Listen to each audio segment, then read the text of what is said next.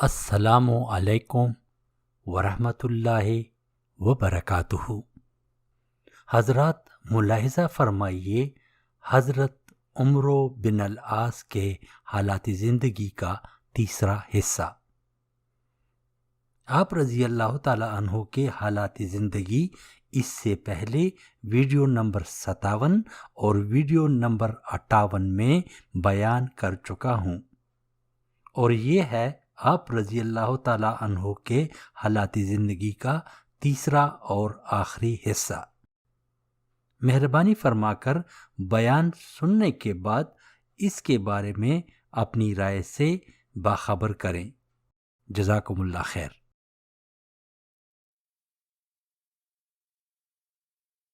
یکم شوال 43 ہجری کو آپ کے صاحبزادے نے آپ کی نماز جنازہ پڑھائی اور مقتم میں سپرد خاک کیے گئے۔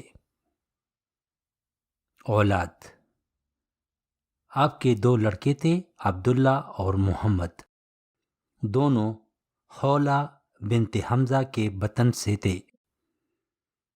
اسلام کے بعد عمرو بن العاص رضی اللہ تعالی عنہ کی عمر کا زیادہ حصہ میدان جنگ میں گزرا۔ عمرو بن العاص کو قرآن سے خاص ذوق تھا اور قرآن بہت واضح اور صاف پڑھتے تھے۔ اگرچہ عمرو بن العاص کو لڑائیوں کی شرکت کی وجہ سے حضرت نبی کریم صلی اللہ علیہ وآلہ وسلم کے ساتھ رہنے کا موقع ملا، تاہم جو لمحات بھی میسر آئے ان میں خوشہ چینی سے غافل نہ رہے اور اقوال نبوی صلی اللہ علیہ وآلہ وسلم کی خاصی تعداد ان کے حصے میں آئی۔ ان سے مروی احادیث کی تعداد 39 ہے۔ ان میں 3 متفق علیہ ہیں اور ایک میں بخاری اور 3 مسلم منفرد ہیں۔ حدیث کے اس سرمایہ کو تنہا اپنی ذات تک محدود نہ رکھا بلکہ دوسرے مسلمانوں تک پہنچایا۔ آپ کے مستفیدین کی تعداد بھی کافی ہے۔ ان میں آپ کے صاحبزادہ عبداللہ، غلام ابو قیس اور قیس بن ابی حازم، ابو عثمان نہدی، علی بن رباح، عبد الرحمن بن شمامہ، عروہ بن زبیر، محمد بن کعب، عمارہ بن خزیمہ وغیرہ قابل ذکر ہیں۔ عمرو بن العاص جنگی مصروفیات کے ساتھ ساتھ تعلیم و تلقین کا فرض بھی انجام دیتے تھے، چنانچہ سریہ ذات السلاسل میں کامیابی کے بعد وہیں پہ مقیم ہو کر نو مسلموں کو تعلیم دیتے تھے۔ حضرت نبی کریم صلی اللہ علیہ وآلہ وسلم کے بعد جب دنیا طلبی کی ہوس زیادہ ہو گئی تھی، اس وقت لوگوں کے سامنے تقریر کرتے تھے اور ان کو اسوہ نبوی کی پیروی کی ہدایت کرتے تھے۔ علی بن رباح روایت کرتے ہیں کہ ایک دن عمرو بن العاص رضی اللہ تعالیٰ عنہ ممبر پر تقریر کر رہے تھے۔ انہوں نے کہا، آج تم لوگوں کا حال یہ ہو رہا ہے کہ حضرت نبی کریم صلی اللہ علیہ وآلہ وسلم جن چیزوں سے احتراز فرماتے تھے تم ایک طرف راغب ہو رہے ہو اور دنیا کی تمنا کرتے ہو، حالانکہ رسول اللہ صلی اللہ علیہ وآلہ وسلم اس سے کنارہ کشی اختیار فرماتے تھے۔ تمام مسائل میں علی الترتیب قرآن و حدیث سے کام لیتے تھے، لیکن ان دونوں سے رہنمائی نہ ہوتی اور ان کے حل کرنے کا کوئی تیسرا ذریعہ نہ ہوتا تو اجتہاد سے کام لیتے۔ سریہ ذات السلاسل میں ایک شب نہانے کی ضرورت پیش آ گئی۔ جاڑا سخت تھا، نہانے میں بیماری کا خطرہ تھا اور نہ نہانے کی صورت میں نماز جاتی تھی، چنانچہ اس موقع پر انہوں نے غسل کی حالت کو وضو پر قیاس کر لیا کہ پانی نہ ملنے یا بیماری کے خطرے کی صورت میں تیمم جائز ہو جاتا ہے، اور تیمم کر کے نماز پڑھ لی۔ واپس آ کر حضرت نبی کریم صلی اللہ علیہ وآلہ وسلم سے بیان کیا۔ آپ نے فرمایا کہ عمرو بن العاص تم نے جنابت کی حالت میں نماز پڑھ لی۔ عرض کی، یا رسول اللہ بہت ٹھنڈی تھی، نہانے کی صورت میں ہلاکت کا خوف تھا۔ اس موقع پر مجھ کو قرآن کی یہ آیت یاد آ گئی کہ اپنے آپ کو ہلاکت میں مت ڈالو، اس لیے میں نے تیمم کر لیا۔ حضرت نبی کریم صلی اللہ علیہ وآلہ وسلم ہنس کر خاموش ہو گئے۔ اپنے عہد کے بہترین انشا پردازوں میں تھے اختصار، جامعیت اور بدی تشبیہات۔ ان کی انشا پردازی کی خصوصیت تھی۔ تاریخ کی کتابوں میں ان کی ادبیت کی بہت سے مثالیں ہیں۔ بعض نمونے یہ ہیں: مشہور عام الرمادہ میں، یعنی جس سال عرب میں کھیت پڑا تھا، عمرو بن العاص کو مصر سے غلہ بھیجنے میں تاخیر ہوئی تو حضرت عمر رضی اللہ تعالیٰ عنہ نے ان کو لکھا، جب تم اور تمہارے ساتھی شکم سیر ہو تو تم اس کی پرواہ نہیں کرتے کہ میں اور میرے ساتھی ہلاک ہو جائیں گے، المدد المدد۔ انہوں نے فوراً جواب دیا، لبیک لبیک، میں اتنا بڑا اونٹوں کا قافلہ بیچتا ہوں کہ اس کا اگلا سرا آپ کے پاس ہے اور پچھلا سرا میرے پاس ہے۔ حضرت عثمان رضی اللہ تعالیٰ عنہ کے عہد میں ان کی معزولی کا واقعہ اوپر گزر چکا ہے۔ معزولی کے اسباب میں ایک سبب یہ بھی تھا کہ مصر کے خراج کی رقم کم وصول ہوئی تھی۔ جب ان کی جگہ عبداللہ ابن ابی سرخ کا تقرر ہوا تو کمی کی شکایت جاتی رہی، چنانچہ مصر سے واپسی کے بعد اس بارے میں ان سے اور حضرت عثمان رضی اللہ تعالیٰ عنہ سے حسب ذیل گفتگو ہوئی۔ عثمان: تم عبداللہ بن ابی سرخ کو کس حال میں چھوڑ آئے ہو؟ عمروں نے جواب دیا، جیسے آپ چاہتے تھے۔ عثمان رضی اللہ تعالیٰ عنہ نے کہا، وہ کیا؟ عمروں نے اپنے جواب میں کہا، وہ اپنے نفس کے لیے قوی اور خدا کے لیے کمزور ہے۔ عثمان رضی اللہ تعالیٰ عنہ نے کہا، میں نے تو ان کو تمہارے نقش قدم پر چلنے کی ہدایت کی تھی۔ عمرو رضی اللہ تعالیٰ عنہ نے کہا، تو آپ نے ان پر ان کی طاقت سے زیادہ بوجھ ڈالا ہے۔ عثمان رضی اللہ تعالیٰ عنہ نے کہا، دیکھو اونٹنی نے دودھ دے دیا، یعنی خراج زیادہ وصول ہوا۔ عمرو رضی اللہ تعالیٰ عنہ نے کہا، لیکن بچے بھوکے رہ گئے۔ اسی طریقے سے جب امیر معاویہ رضی اللہ تعالیٰ عنہ نے حضرت عمر رضی اللہ تعالیٰ عنہ سے قبرص پر حملے کی اجازت مانگی، انہوں نے عمرو بن العاص سے سمندر کے حالات پوچھے۔ انہوں نے جواب میں لکھا، میں نے ایک بڑی مخلوق سمندر دیکھی ہے جس پر چھوٹی چھوٹی مخلوق اس طرح سوار ہوتی ہے جیسے لکڑی پر کیڑا۔ اگر لکڑی ذرا بھی پلٹا کھائے تو کیڑا ڈوب جائے، اور اگر صحیح سلامت نکل جائے تو خوفزدہ اور ہراساں رہے گا۔ آپ کا حلیہ پست قد، فربہ اندام، بالوں میں سیاہ خضاب لگایا کرتے تھے۔ ایک مرتبہ اس قدر گہرا خضاب لگایا کہ بال کوے کی پر کی طرح کالے ہو گئے۔ حضرت عمر رضی اللہ تعالیٰ عنہ نے دیکھا تو پوچھا، ابو عبد الرحمن، یہ کیا؟ آپ نے عرض کی، امیر المومنین، میں چاہتا ہوں کہ مجھ کو آپ کسی قابل شمار کر لیں۔ اس کے بعد پھر انہوں نے کوئی اعتراض نہیں کیا۔ عمرو بن العاص کو ابتلا اور آزمائش کے مختلف دوروں سے گزرنا پڑا، اور ان میں وہ ایک صحابی رسول کی حیثیت سے اپنا دامن نہ بچا سکے، اور اس قسم کی بعض نغرشیں سرزد ہوئیں جو ایک صحابی کے مرتبے سے فروتر ہیں، تاہم وہ بارگاہ نبوی کے جلیس اور آپ کے صحبت یافتہ تھے، اس لیے اس نغرشوں کے باوجود آپ کے وہ فضائل نظر انداز نہیں کیے جا سکتے جو فیضان نبوت نے تمام صحابہ کرام میں پیدا کر دیے تھے۔ ایک مرتبہ عمرو بن العاص رضی اللہ تعالیٰ عنہ کو حضرت نبی کریم صلی اللہ علیہ وآلہ وسلم نے بلا بھیجا کہ وہ لباس بدل کر اور ہتھیار لگا کر آئے۔ آپ حسب الحکم حاضر ہوئے۔ نبی کریم صلی اللہ علیہ وآلہ وسلم وضو فرما رہے تھے، نظر اٹھا کر دیکھا اور پھر نظر نیچے کر کے فرمایا کہ میں تم کو امیر بنا کر بیچنا چاہتا ہوں، انشاءاللہ تم محفوظ رہو گے اور مال غنیمت بھی ہاتھ آئے گا، اس سے تم کو بھی وافر حصہ ملے گا۔ عرض کیا یا رسول اللہ، میں مال کی طمع میں اسلام نہیں لایا بلکہ اس کو دلی رغبت کے ساتھ قبول کیا۔ نبی کریم صلی اللہ علیہ وآلہ وسلم نے فرمایا مال صالحہ مرد صالحہ کے لیے بہتر ہے۔ ایک موقع پر آپ نے فرمایا عمرو بن العاص قریش کے صالحہ افراد میں ہیں، عبداللہ اور ابو عبداللہ کیا اچھے گھرانے کے لوگ ہیں، یعنی اس کے دونوں بیٹوں کو یاد کیا۔ آپ کی حق پسندی اگرچہ بعض سیاسی امور میں عمرو بن العاص اپنے دامن نغرش سے نہ بچا سکے، لیکن وہ حق پرست تھے۔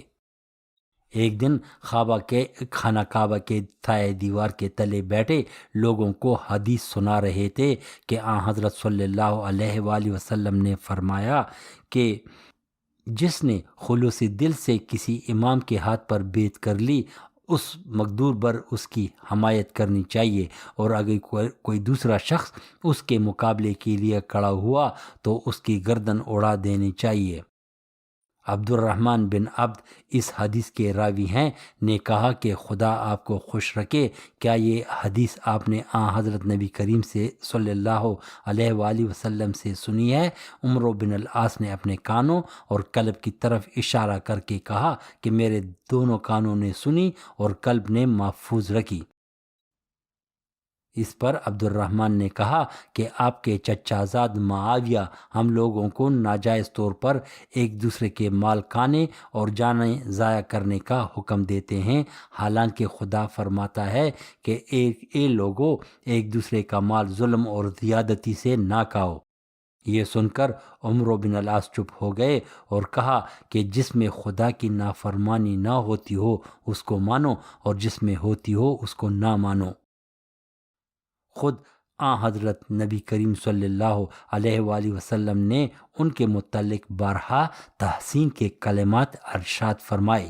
ایک موقع پر فرمایا کہ عمرو بن العاص قریش کے صالحہ لوگوں میں ہے اور ان کی خدمت کے بنا پر ان سے محبت فرماتے تھے۔ حسن رضی اللہ تعالیٰ عنہ روایت کرتے ہیں کہ ایک شخص نے عمرو بن العاص سے کہا کہ کیا وہ شخص نیک خصلت نہیں جس کو آن حضرت نبی کریم صلی اللہ علیہ وآلہ وسلم نے آخر دم تک محبوب رکھا؟ یہ بولے کہ اس کی سعادت میں کس کو شک ہو سکتا ہے؟ کہا آن حضرت نبی کریم صلی اللہ علیہ وآلہ وسلم آخر دم تک تم سے محبت کرتے رہے۔ عقل و دانش و تدبیر و سیاست کے لحاظ سے عمرو بن العاص کا شمار ان مخصوص اشخاص میں سے تھا جو سارے عرب میں مدبر مانے جاتے تھے۔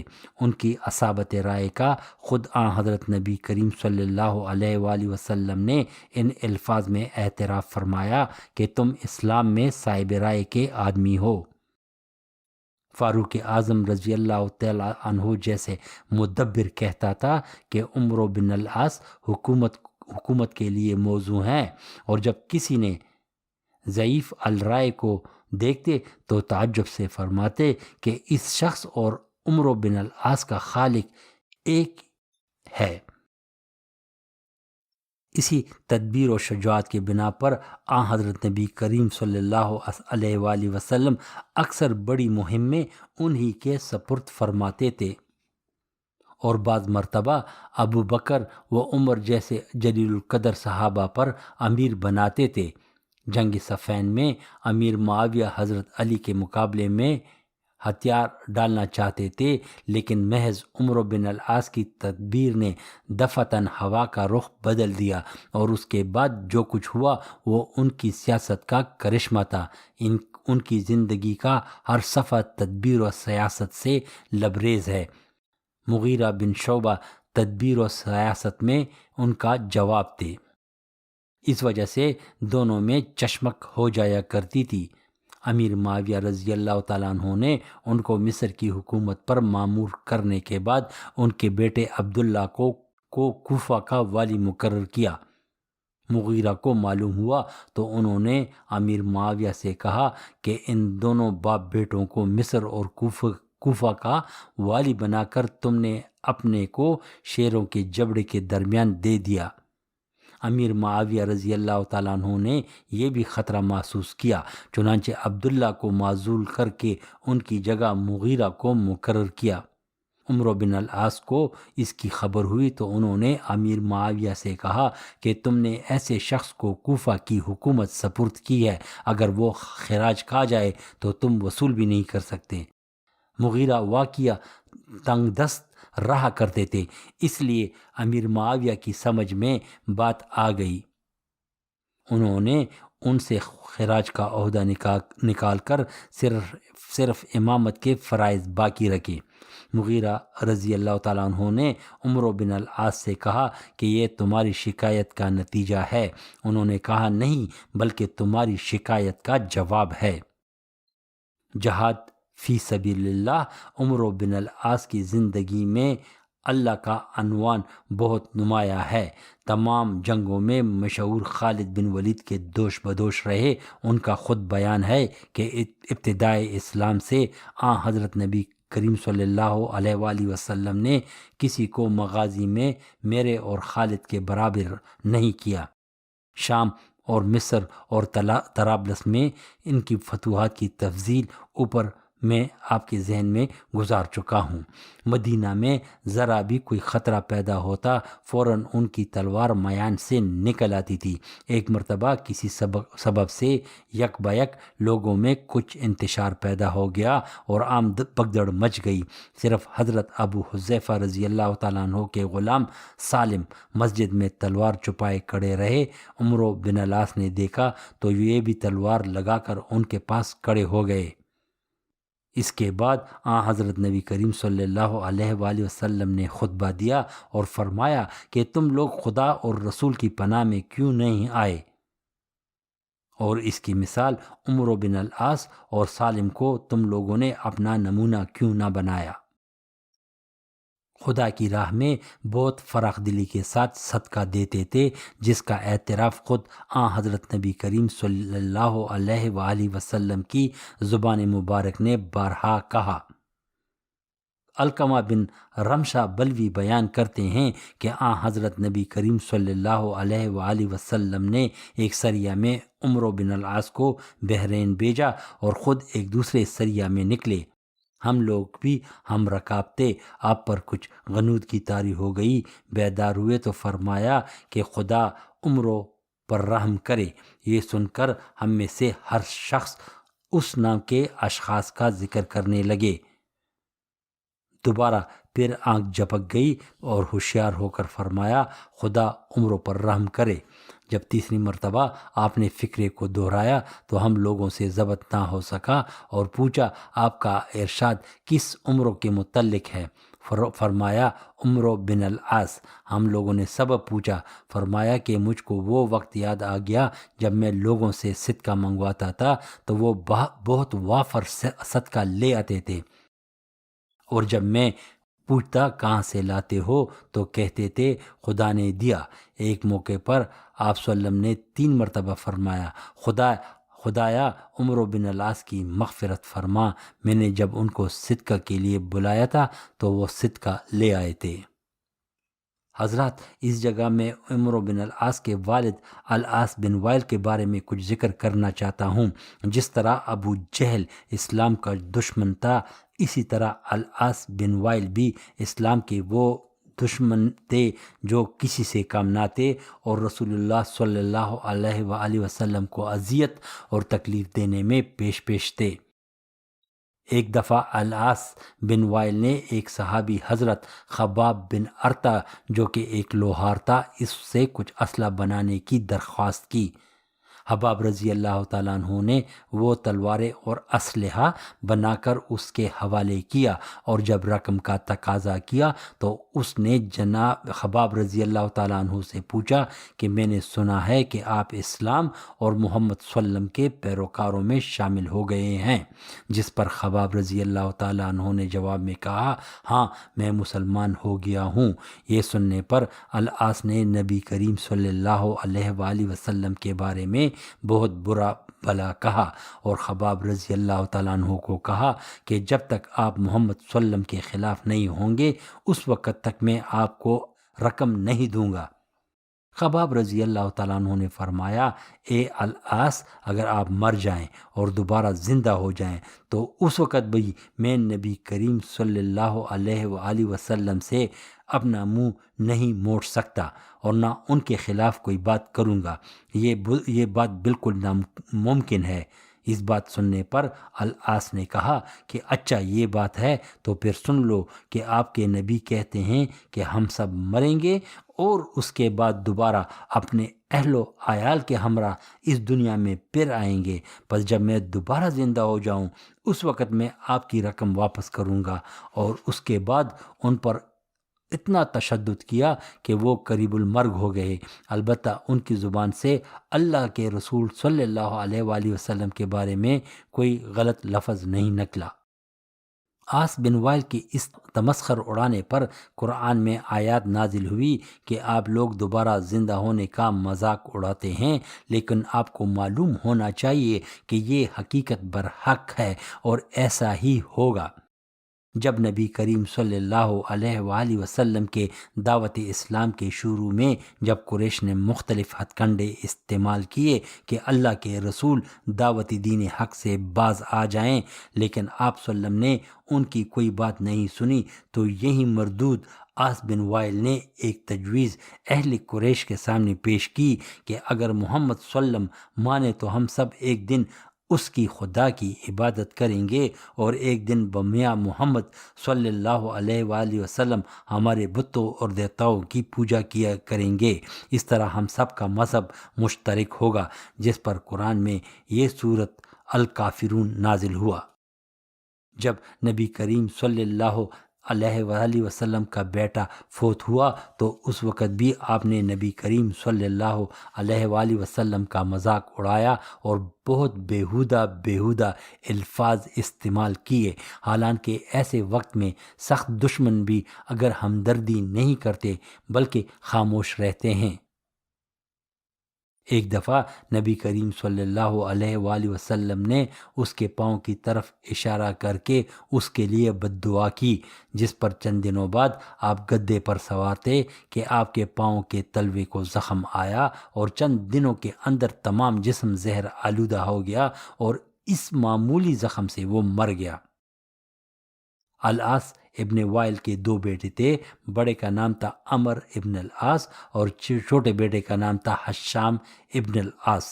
حشام شروع ہی سے اسلام کے دائرے میں داخل ہوئے اور اپنے باپ اور اپنے قبیلے کے لوگوں کے ظلم سے تنگ آ کر حبشہ ہجرت کر گئے تھے۔ جب نبی کریم صلی اللہ علیہ وآلہ وسلم نے مدینہ ہجرت کی تو آپ رضی اللہ تعالیٰ عنہ نے بھی مدینہ ہجرت کا قصد کیا اور براستہ مکہ ہوتے ہوئے مدینہ آنے کا پروگرام بنایا۔ جب آپ مکہ پہنچے تو آپ کے قبیلے بنو سہم نے آپ کو قید کر لیا۔ اس وقت آپ کے والد العاص فوت ہو چکے تھے۔ قبیلے کے لوگوں نے آپ کو قید کر لیا اور آپ کو زنجیریں پہنا کر ایک ویران گھر کے اندر قید کر لیا اور آپ پر طرح طرح کی سختیاں کرنے لگے اور آپ کو تقریباً 4 سال تک پابند سلاسل رکھا۔ آخر کار جنگ خندق کے بعد نبی کریم صلی اللہ علیہ وآلہ وسلم نے اپنے صحابہ کرام کو مخاطب کرتے ہوئے کہا، 2 قیدیوں کو کسی طریقے سے آزاد کرنا ہے۔ یہ دونوں قیدی مکہ میں قریش کے ہاں قید ہیں، ایک عیاش رضی اللہ تعالیٰ عنہ ابن ربی اور دوسرا حشام ابن العاص، جس پر خالد بن ولید کے بھائی الولید نے اس مشن کو سر انجام دینے کی حامی بھر لی۔ الولید مکہ پہنچے تو ارد گرد علاقے کا جائزہ اور جاسوسی کرتے رہے۔ آخرکار ان کو ویرانے میں ایک گھر نظر آیا جس میں ایک خاص وقت پر ایک عورت داخل ہوتی تھی اور پھر چند لمحوں بعد واپس نکل آتی تھی۔ پس آپ کو یقین ہو گیا کہ آپ یہاں پر قید ہیں، کیونکہ عورت خاص وقت پر کھانا لے کر آتی ہے اور پھر چلی جاتی ہے۔ پس آپ نے رات کی اندھیری میں چھاپا مارا اور ان دونوں کو رہا کر کے اپنے ساتھ مدینہ لے آئے۔ حشام نے فتح مکہ اور اسی طرح اور غزووں میں بھی حصہ لیا اور جنگ یرموک میں شہید ہوئے۔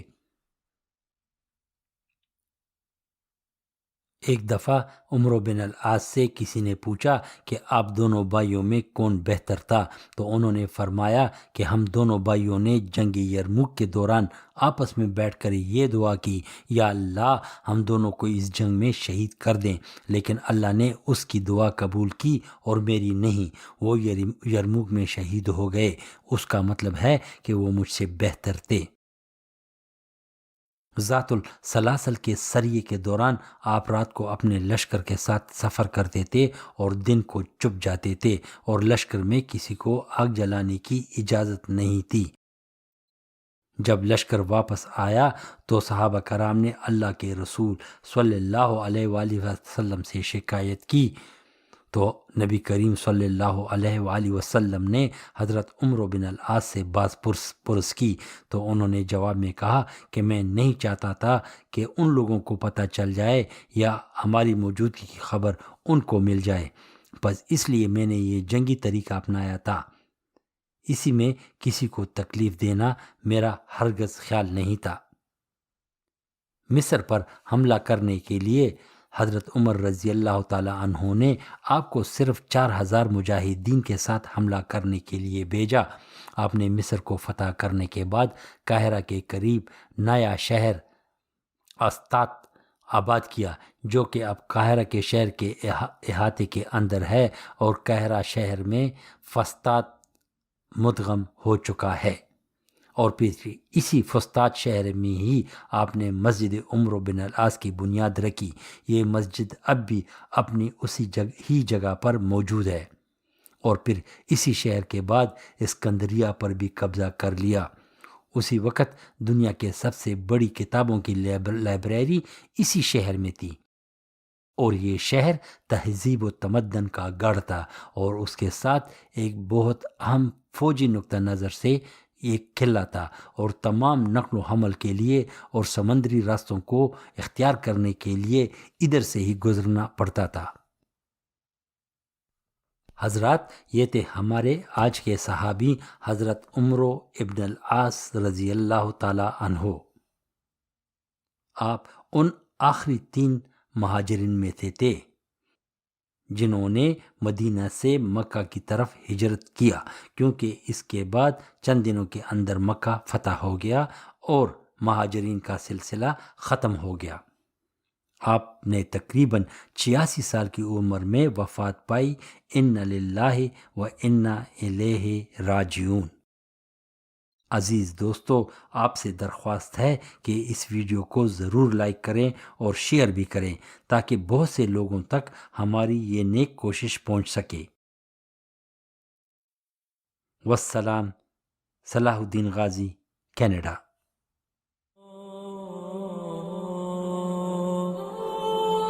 Oh